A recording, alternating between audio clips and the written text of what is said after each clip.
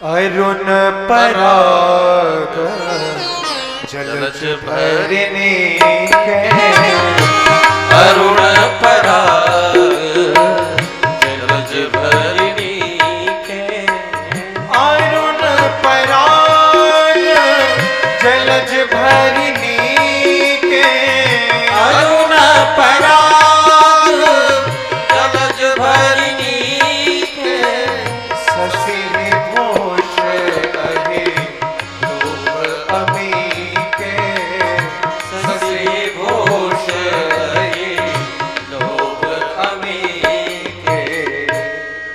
जब भी कोई दूल्हा सिंदूर भरने जाता है तो हाथ सांप की तरह होता है, ऐसे ही भरते हैं ना, चुटकी में सिंदूर लेंगे तो जब भरने जाता तो सांप भी तो ऐसे ही होता है। आप और कुछ मत समझना। हाँ।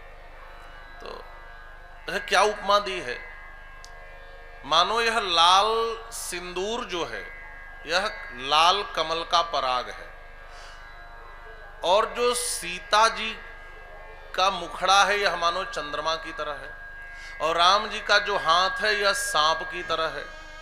तो राम जी का हाथ रूपी सर्प सिंदूर रूपी लाल कमल के पराग को चंद्रमा रूपी जानकी जी को प्रदान करके अमृत पाना चाहता है।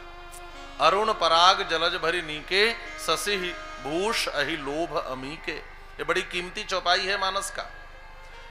इस चौपाई का अर्थ समझने के लिए आपको महाभारत की एक कथा समझनी पड़ेगी। आपने सुना होगा, दो सौते थी, कद्रू और विनीता, दोनों में होड़ लगी। एक दिन शर्त लग गई, सूर्य के घोड़े का रंग लाल है कि काला है। गरुड़ जी की मां ने कहा लाल और सर्पों की माता ने कहा काला।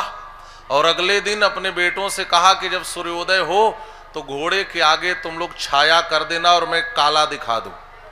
छल से सर्पों की माता कद्रू ने मां विनीता को घोड़े का रंग काला दिखला दिया, और शर्त ये थी जो शर्त हार जाएगा उसकी दासी बन जाएगा।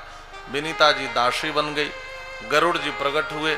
गरुड़ जी ने देखा मेरी मैया सांपों की माता की दासी हैं। गरुड़ जी ने सांपों से पूछा बताओ मेरी मां दासी भाव से मुक्त कैसे होगी? सर्पों ने कहा आप हमें स्वर्ग से अमृत ला करके दे दो तो हम तुम्हारी मां को दासी भाव से मुक्त कर देंगे।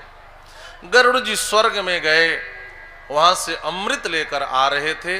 4 जगह अमृत छलका, इसीलिए 4 स्थानों पर आज भी कुंभ का आयोजन होता है। उसी समय अमृत छलका जब गरुड़ जी लेकर आ रहे थे। हरिद्वार में, नासिक में, उज्जैन में और प्रयाग में 4 स्थलों पर कुंभ लगता है, क्योंकि अमृत छलका था। आज भी अमृतत्व इन स्थलों पर है। इंद्र घबराए। इंद्र ने कहा एक तो विषैले सांप, दूसरे अमृत पी लेंगे, यह अमर हो गए तो विनाश कर डालेंगे। गरुड़ जी ने कहा अमृत देने की शर्त है, पिलाने की नहीं है। मैं दे दूंगा, आप छीन लेना। गरुड़ जी ने ला करके सर्पों को अमृत दिया, दासी भाव से मां को मुक्त कराया। सर्प अमृत पीने जा रहे थे। गरुड़ जी ने कहा कम से कम नहा धो करके तो पियो। कुश के ऊपर अमृत कलश को रख दिया, स्नान करने गए। इधर इंद्र आए, अमृत कलश लेकर चले गए। सांप घबराए, अमृत का घट तो गायब हो गया। किसी ने कहा 2-4 बूंद इस कुश के ऊपर जरूर गिरा होगा। तो सांप जिह्वा से चाटने लगे।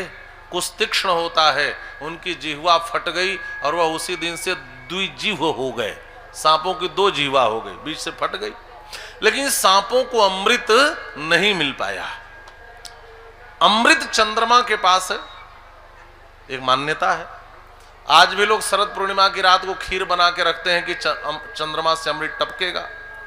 अब ध्यान से इस साहित्यिक उत्प्रेक्षा को आप समझेंगे जो मानुषकार ने की है। मानो यह जो राम जी का हाथ है यही सर्प है, यही सांप है, और यह भी अमृत का लोभी है क्योंकि अमृत मिल नहीं पाया। सांप जो होते हैं वो अमृत के लोभी होते हैं।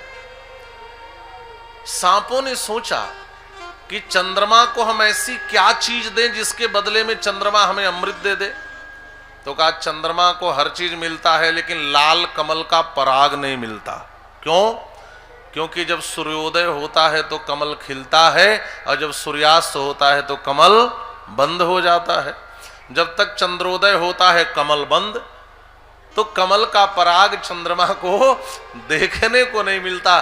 तो सर्पों ने सोचा चलो हम लाल कमल का पराग चंद्रमा को देकर अमृत पाएं, तो मानो जानकी जी ही चंद्रमा है और यह सिंदूर ही लाल कमल का पराग है, राम जी का हाथ ही सर्प है। और मानो राम जी का हाथ रूपी सर्प सिंदूर रूपी लाल कमल का पराग देकर सीता जी रूपी चंद्रमा से अमृत पाना चाहता है। यही बात मानसकार चौपाई में लिखते हैं।